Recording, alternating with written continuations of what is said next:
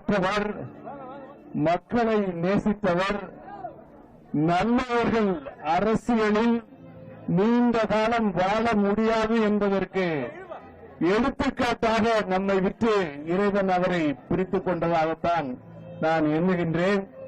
ஆகவே நல்லவர்களாக அரசியலில் வலம் வர வேண்டும் என்பதுதான் மக்களுடைய எதிர்பார்ப்பு. இந்த நேரத்திலே நல்லவர்கள் வர வேண்டும், மக்கள் நல்லவர்களை ஆதரிக்க வேண்டும்.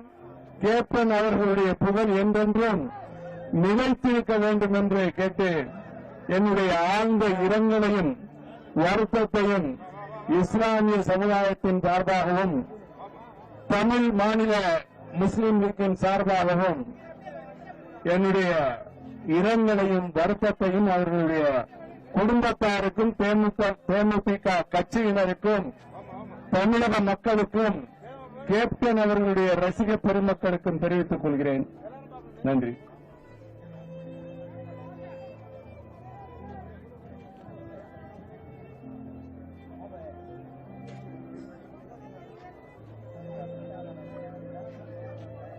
Today I've come here to pay respects on behalf of the central government and also on behalf of the Honorable Prime Minister, to pay respects to a very important leader in Tamil politics. Here was Dr.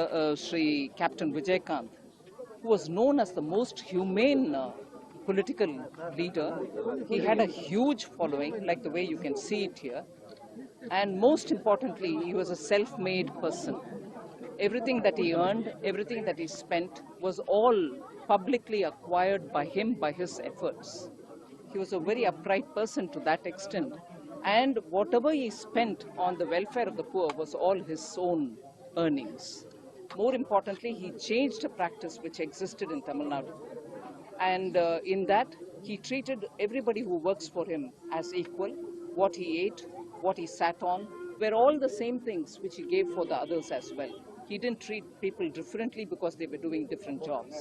That was the quality and the trait of this leader, and that is why today you find, in spite of the heat and also the potential for a few possible rain, you have crores of people standing in line.